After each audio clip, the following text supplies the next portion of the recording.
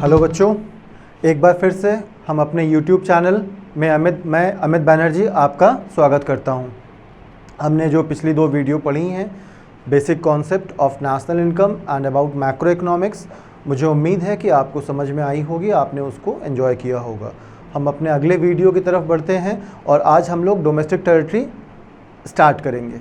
ठीक है, तो डोमेस्टिक टेरिटरी और कुछ बेसिक कॉन्सेप्ट्स हैं जैसे कि स्टॉक एंड फ्लो, आपके क्वेश्चन में अक्सर पूछा जाता है और मैं आपको अपने कुछ क्वेश्चंस अगली वीडियो में दूंगा जिसमें आपको डिफरेंशिएट करना है कि क्या स्टॉक होगा और क्या फ्लो होगा।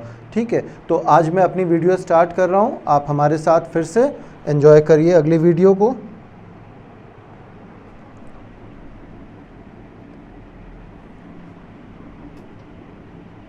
तो बच्चों, जैसा कि मैंने आपसे आज बोला कि हम लोग आज स्टार्ट करेंगे स्टॉक और फ्लो के बारे में जानना, तो मैं उम्मीद करता हूं आप मेरे साथ समझते चलेंगे और जहां पे कोई डाउट होगा तो आप हमारे कमेंट बॉक्स में डाउट को पूछ सकते हैं, मैंने जैसा पहले भी आपसे कहा था। तो बच्चों, स्टॉक क्या है?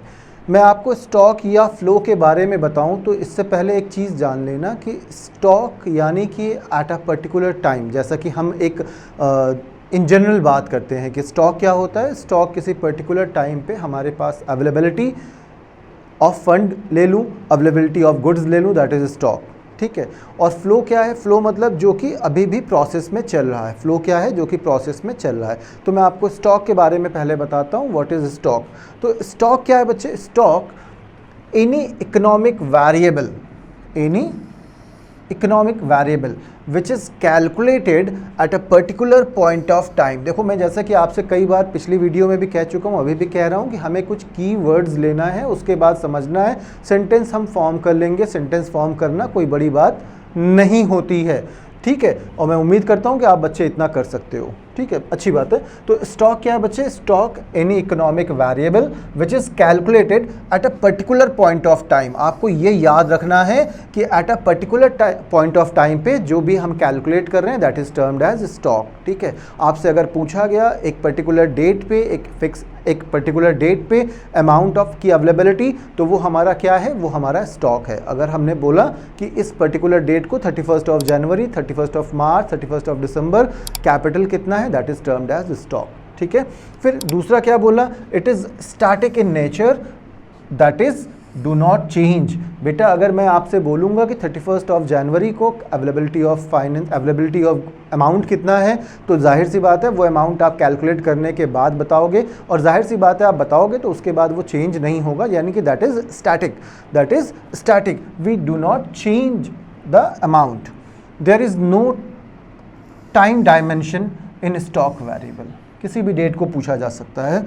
For example, distance, amount of money supply और वाटर इन टैंक, ये सब हमारा क्या है? स्टॉक है। क्यों स्टॉक है? क्योंकि ये एक पर्टिकुलर टाइम पर कैलकुलेट किया जा रहा है। ठीक है, आप अगर सुबह उठते हो, सुबह उठ करके अपने वाटर टैंक चेक करते हो कि वाटर टैंक में पानी कितना है, दैट इज स्टॉक। ठीक है, गुड। फिर हम लोग अगले नेक्स्ट टॉपिक पे आते हैं, वो क्या है? वो है हमारा फ्लो। फ्लो क्या है? जैसा कि मैंने आपसे बोला, एक पर्टिकुलर टाइम पे जो अवेलेबिलिटी है दैट इज स्टॉक, एक पर्टिकुलर टाइम पे जो अवेलेबिलिटी है दैट इज स्टॉक, और एक particular time during the time period that is flow. कैसे? An any economic variable which is calculated during a period, यानी ड्यूरिंग 2019 क्या है? फ्लो है। ड्यूरिंग मार्च फ्लो है। तो एक पर्टिकुलर टाइम पीरियड पे अगर आप एक फिक्स अमाउंट कैलकुलेट करते हो दैट इज स्टॉक, और फ्लो क्या है? Flow in a during period हम जो वेरिएबल कैलकुलेट करते हैं that is flow of time is known as flow. It is dynamic in nature. Static को चेंज कर सकते हैं, फ्लो को चेंज नहीं कर सकते, तो it can be changed. There is time dimension in flow variable. For example, speed हमारी कम ज़्यादा हो रही है, आप किस स्पीड से चल रहे हो। Spending of money, water in river, that is flow. Exports, import etcetera, ये सब हमारा क्या है? फ्लो है। फ्लो क्यों है? क्योंकि वो एक पर्टिकुलर टाइम पे, एक पर्टिकुलर डेट पे पूछा नहीं जा रहा है। During a time period that is flow. ठीक है, हम इसका एक कंपैरिजन समझते हैं। कैसे? स्टॉक और फ्लो बहुत इजीली हम डिफरेंशिएट कर सकते हैं, बहुत इजीली हम इसका कंपैरिजन भी समझ सकते हैं। कैसे समझेंगे? स्टॉक क्या है? Quantity of an economic variable measured at particular point of time, measured at particular point of time, and quantity of an economic variable measured during of time, measured during of time, has no time dimension, has no time dimension and has time dimension like per hour, per month, etc. It is static concept, it is dynamic concept. Static and dynamic concept क्या होता है बच्चों? अभी हमने discuss किया। Static concept यानी जिसे हम चेंज नहीं कर सकते, और डायनामिक कॉन्सेप्ट जिसे हम चेंज कर सकते हैं। ठीक है, फिर उसके बाद एग्जाम्पल क्या है? Wealth, water in tank, investment, capital, etcetera. Example क्या है? Income, water in stream, change in inventory, change in capital, etcetera. Flow है। तो मैं उम्मीद करता हूँ हमें फ्लो और स्टॉक समझ में आ गया है। फिर नेक्स्ट पे आ जाओ। नेक्स्ट क्या कह रहा है बच्चे? नेक्स्ट हमारा जैसे कि स्टॉक, एक टैंक दिख रहा है जिसमें हमारा ये क्या है?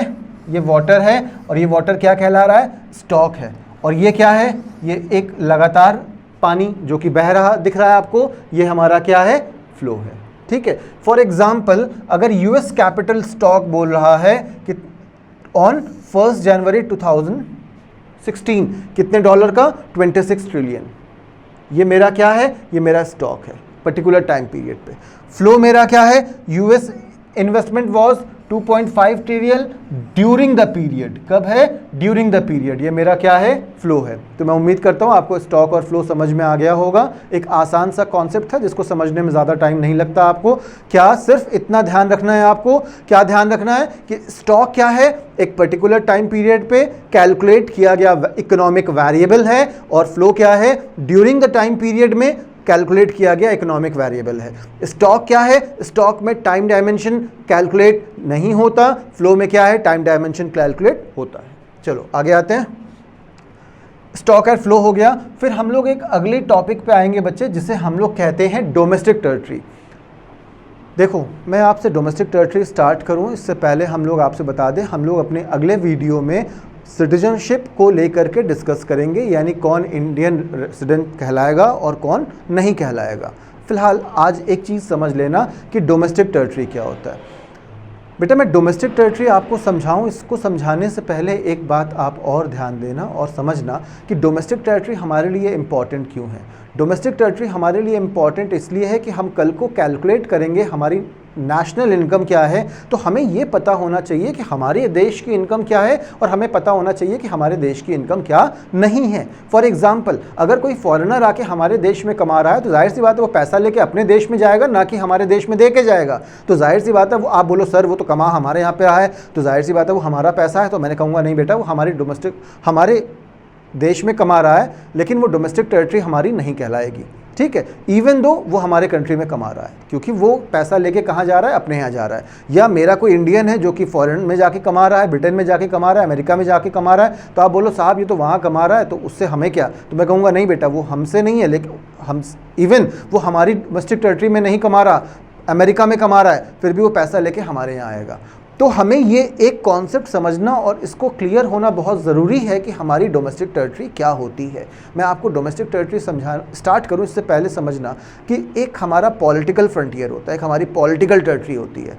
पॉलिटिकल टेरिटरी मतलब आपसे मैं बोलूँगा बेटा हमारा देश शुरू कहाँ से हो रहा है, तो आप बोलोगे सर हमारा देश जो है जम्मू कश्मीर से शुरू हो रहा है, और ख़त्म कहाँ पे हो रहा है? सर कन्याकुमारी में ख़त्म हो रहा है। तो ये कश्मीर से कन्याकुमारी तक हमारी क्या है? ये हमारी पॉलिटिकल टेरिटरी है। ये हमारी क्या है? ये हमारी पॉलिटिकल टेरिटरी है। लेकिन अगर इकोनॉमिक्स में हम लोग बात करेंगे, तो इकोनॉमिक्स का बंदा क्या बोलता है? इकोनॉमिक्स का बंदा बोलता है कि सर आप ये बताओ डोमेस्टिक टेरिटरी क्या है। तो बेटा डोमेस्टिक टेरिटरी जो होती है इकोनॉमिक्स में, वो पॉलिटिकल टेरिटरी से बहुत बड़ी होती है। वो क्या होती है, वो पॉलिटिकल टेरिटरी से बहुत बड़ी होती है। हम लोग आगे इसको डिस्कस करेंगे, आप मेरे साथ थोड़ा सा ध्यान देते चलिएगा, ठीक है। क्या ध्यान देना है, ध्यान ये देना है कि हमारी डोमेस्टिक टेरिटरी क्या है। जैसा कि मैंने आपसे बताया कि हमारी पॉलिटिकल टेरिटरी से डोमेस्टिक टेरिटरी बहुत बड़ी होती है। कैसे बड़ी होती है समझना, पहले डोमेस्टिक टेरिटरी क्या है ये देखो। डोमेस्टिक टेरिटरी क्या है बच्चे, domestic territory means economic territory is the, हमने अभी कहा कि हम domestic territory in economic sense में बात कर रहे हैं, तो जाहिर सी बात है उसे हम लोग इकोनॉमिक टेरिटरी भी कह सकते हैं, ठीक है, इकोनॉमिकल टेरिटरी भी कह सकते हैं, ध्यान रखना। फिर इकोनॉमिक टेरिटरी क्या है, economic territory is the geographical territory administrated by government with in which person, goods and capital circulate freely. यानी ये एक कैसी टेरिटरी होगी बेटा, ये एक ऐसी टेरिटरी होगी जिसमें क्या फ्रीली मूव कर सकता है, फ्रीली मूव कर सकता है कैपिटल, गुड्स और पर्सन। आगे बढ़ते हैं।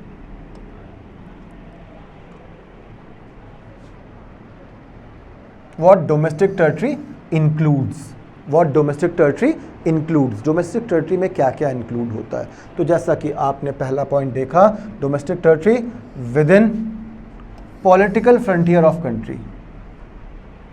तो पॉलिटिकल फ्रंटियर जो है वो तो अपना है ही है, जो पॉलिटिकल फ्रंटियर है वो तो अपनी टेरिटरी का हिस्सा है ही है। जैसे अगर मैं आपसे बोलूं कि भैया जम्मू से लेकर कन्याकुमारी तक या कन्याकुमारी से लेकर जम्मू तक सारी चीज़ें क्या है, हम लोग इजीली बिजनेस कर सकते हैं, वो सब हमारी टेरिटरी का पार्ट है। तो जो हमारी पॉलिटिकल टेरिटरी है वो तो हमारी टेरिटरी है ही है, इंक्लूडिंग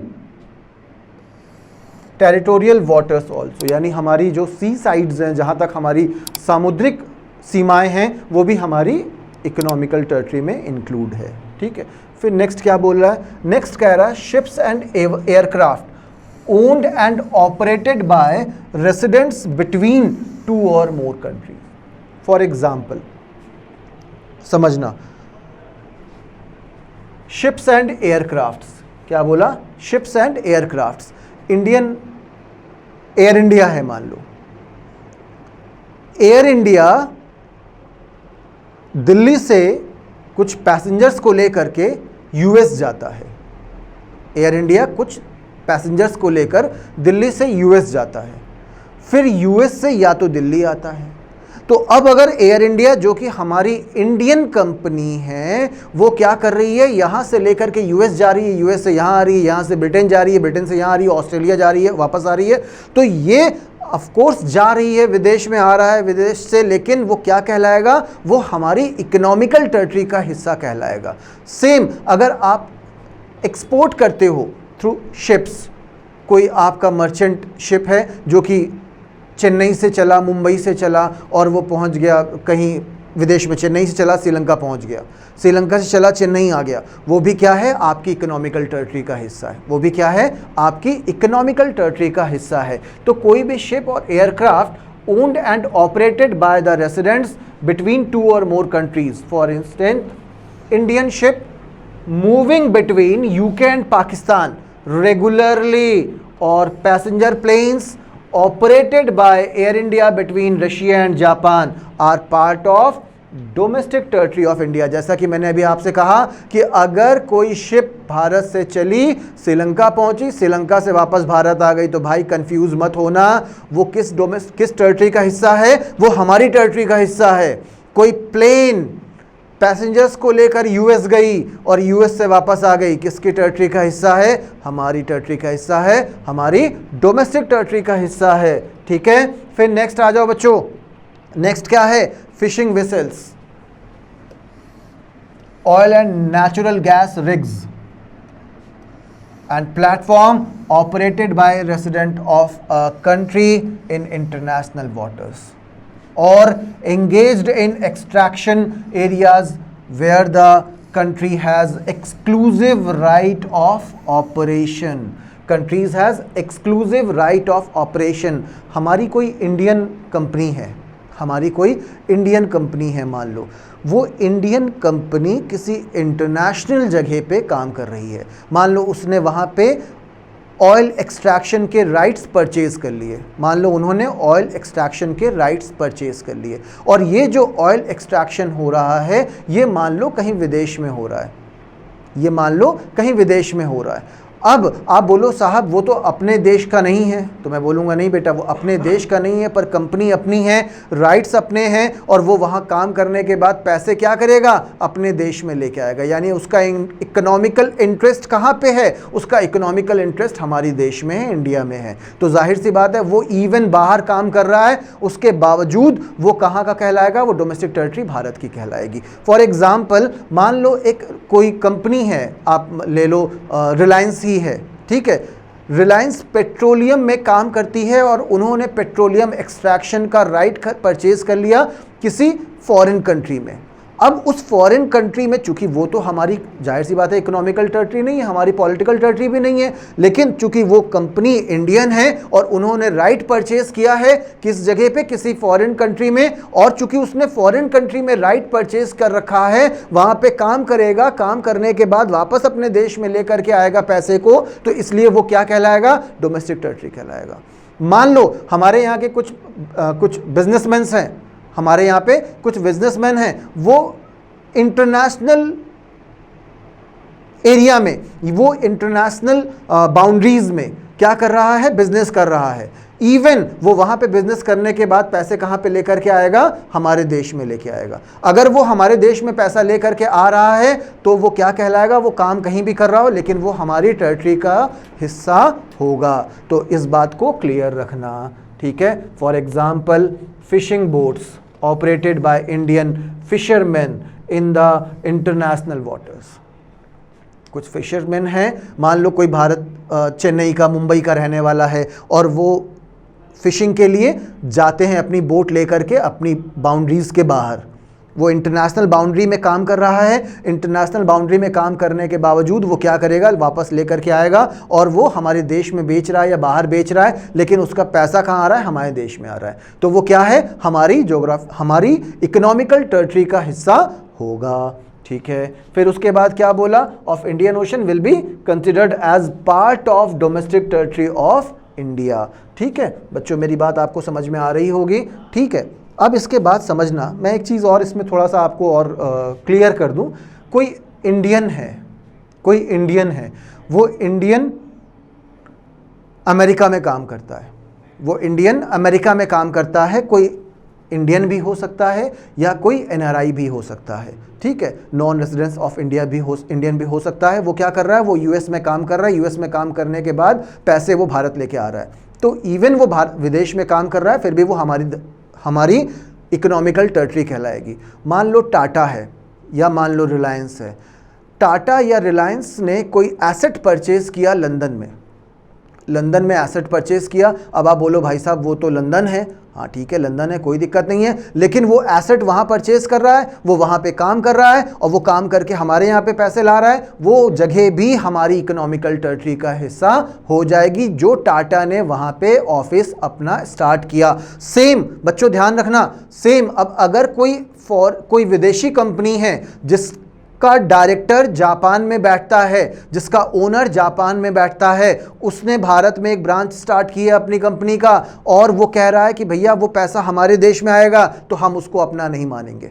वो उसी जापान का पैसा है, वो उनकी इकोनॉमिकल टेरिटरी का पैसा है, हमारी नहीं। इवन वो हमारे देश में काम कर रहा है लेकिन पैसा कहाँ जा रहा है, बाहर जा रहा है। इकोनॉमिकल इंटरेस्ट उसका हमारे देश में नहीं है, अपने देश में है। बात क्लियर है, ठीक है। फिर इसी तरह से कुछ चीज़ें आपको ध्यान रखनी होती है, जैसे कि अब मैं आऊँगा एम्बेसीज में या कॉन्सल्टेंट या मिलिट्री एस्टैब्लिशमेंट। अब देखो जो एम्बेसी है, मैं पहले आपको एम्बेसी क्लियर कर दूं। मुझे ये बताने की ज़रूरत तो है नहीं कि एम्बेसी क्या होती है, आप सब जानते हो एम्बेसी क्या होती है। हमारे देश की एम्बेसी हर देश में होगी और हर देश की एम्बेसी हमारे देश में होगी। तो बच्चों समझना, हमारी जो एम्बेसी हर देश में है वो हमारी इकोनॉमिकल टेरिटरी है। वो क्या है, हमारी इकोनॉमिकल टेरिटरी है। US में हमारी एम्बेसी है, हमारी इकोनॉमिकल टेरिटरी है। यूके में हमारी एम्बेसी है, हमारी इकोनॉमिकल टेरिटरी है। श्रीलंका, पाकिस्तान, बांग्लादेश, जहां भी हमारी एम्बेसी है वो हमारी टेरिटरी है। और सेम अगर वो हमारी टेरिटरी है जो उनके देश में हमारा एस्टैब्लिशमेंट है, सेम अगर उनका एस्टैब्लिशमेंट हमारे देश में है, उनकी एम्बेसी हमारे देश में है, तो वो हमारी टेरिटरी नहीं है। जैसे अगर यूएस की एम्बेसी दिल्ली में है तो वो दिल्ली में है, उसके बावजूद वो हमारा एस्टैब्लिशमेंट नहीं है, वो एस्टैब्लिशमेंट यूएस का है, तो वो किसकी टेरिटरी होगी? यूएस की टेरिटरी होगी। सेम जो हमारी एस्टैब्लिशमेंट यूएस में है वो हमारी एम्बेसी है। ठीक है बच्चों, गुड। सिर्फ एम्बेसी ही नहीं, अब जैसे मान लो एम्बेसी के अलावा कुछ इंटरनेशनल ऑर्गेनाइजेशंस हो सकती हैं, सोसाइटीज़ हो सकती हैं। जैसे मैं आपको बताऊं WHO ले लो या रेड क्रॉस ले लो। रेड क्रॉस और WHO का भी इस्टेब्लिशमेंट अपने देश में होगा। रेड क्रॉस का इस्टेब्लिशमेंट अपने देश में, लेकिन रेड क्रॉस हमारे यहाँ की संस्था नहीं है, वो हमारी सोसाइटी नहीं है, तो वो हमारी इकोनॉमिकल टेरिटरी में नहीं आएगा। ठीक है, वेरी गुड। फिर नेक्स्ट आ जाओ, जैसे हमने आपसे बोला कॉन्सुलेट्स या मिलिट्री एस्टैब्लिशमेंट्स। अक्सर आप देखते हो कि हम लोग कुछ देश में मिलिट्री एस्टैब्लिशमेंट्स अपना क्रिएट करते हैं। वो इसलिए नहीं करते हैं कि वो हमारा हो गया, हमारी एस्टैब्लिशमेंट अगले देश में है, ठीक है, वो हमारे अगले देश में जो भी हमारी एस्टैब्लिशमेंट्स हैं वो एस्टैब्लिशमेंट्स हमारी कहलाएगी। और अगर किसी और देश की हमारे देश में एस्टैब्लिशमेंट है तो वो हमारी नहीं कहलाएगी। ये आपको याद रखना है। ठीक है, embassies for example Indian embassy in Russia, American and other countries will form part of domestic territory of India. Similarly, embassies of other countries like Japan, Russia, America located in India are parts of domestic territory of their own countries, not our country. ठीक है, कोई विदेशी embassy हमारे यहाँ पे है तो वो इतना आपको याद रखना है कि हमारी एम्बेसी जिस देश में है, हमारा एस्टैब्लिशमेंट जिस देश में है, हमारा कोई कंपनी, हमारी कोई वर्किंग, हमारा कोई इकोनॉमिकल इंटरेस्ट हमारे यहाँ होना चाहिए और वो एस्टैब्लिशमेंट जहाँ भी है वो हमारा कहलाएगा। और अगर किसी फॉरेन कंपनी का एस्टैब्लिशमेंट हमारे यहाँ पे है तो वो हमारा नहीं, उस देश का कहलाएगा। ठीक है, क्लियर, वेरी गुड बच्चों। आ जाओ, अगर सारी चीज़ें हमारी एस्टैब्लिशमेंट है तो कुछ तो ऐसा भी होगा ना जो डोमेस्टिक टेरिटरी में इंक्लूड नहीं होता है। कुछ चीज़ें ऐसी भी होंगी जो हमारी डोमेस्टिक टेरिटरी में इंक्लूड नहीं होती हैं। वो चीज़ें क्या हैं? जैसा अभी मैंने आपको पहले ही समझा दिया कि अगर कोई विदेशी एस्टैब्लिशमेंट है जो हमारे यहाँ पे काम कर रहा है, आप मान लो बैंक ऑफ अमेरिका है, बैंक ऑफ अमेरिका हमारा नहीं है, HSBC बैंक है, हमारा नहीं है। वो अगर अपना कोई ब्रांच दिल्ली या मुंबई या कहीं पे स्टार्ट किया है तो जाहिर सी बात है वो ब्रांच हमारे यहाँ पे स्टार्ट किया है। हो सकता है कुछ इंडियन वहाँ पे काम कर रहे हैं, जो इंडियन काम कर रहे होंगे वो हमारे सैलरी पाएगा, वो अपने देश में आ रहा है, लेकिन उसका जो प्रॉफिट हो रहा है वो उसकी देश में जा रहा है, उसका जो एसेट है वो उसकी देश का है, हमारा नहीं है। बैंक ऑफ अमेरिका ने दिल्ली में एक बिल्डिंग खरीद ली, बैंक ऑफ अमेरिका ने दिल्ली में एक बिल्डिंग खरीद ली, भाई वो बिल्डिंग दिल्ली में है लेकिन है किसका? है अमेरिका का, है बैंक ऑफ अमेरिका का। ठीक है, सेम टाटा ने अमेरिका में एक बिल्डिंग खरीद ली तो भाई वो अमेरिका में होगा लेकिन किसका कहलाएगा? इंडिया का कहलाएगा। ठीक है, तो सेम कहानी हम लोग फिर से वही रिपीट कर रहे हैं। क्या रिपीट करेंगे कि डोमेस्टिक टेरिटरी में क्या नहीं इंक्लूड होगा? तो डोमेस्टिक टेरिटरी में क्या इंक्लूड नहीं होगा? Enclaves, embassies used administrated bye foreign government, यानी अगर कोई फॉरेन गवर्नमेंट से एम्बेसीज एडमिनिस्ट्रेटेड की जा रही है तो वो हमारे एस्टैब्लिशमेंट का पार्ट नहीं है। ठीक है, फिर अगला, international organisations which are physically located within geographical boundaries of a country, their office form part of international territory. ठीक है, जैसा हमने अभी आपसे बताया कि उन्होंने अगर एसेट हमारे यहाँ पे परचेज किया है तो इवन एसेट हमारे देश में परचेज किया गया है, फिर भी वो एसेट किसका कहलाएगा? वो टेरिटरी किसकी कहलाएगी? उस देश की कहलाएगी जिसने उसको परचेज किया है। चलो,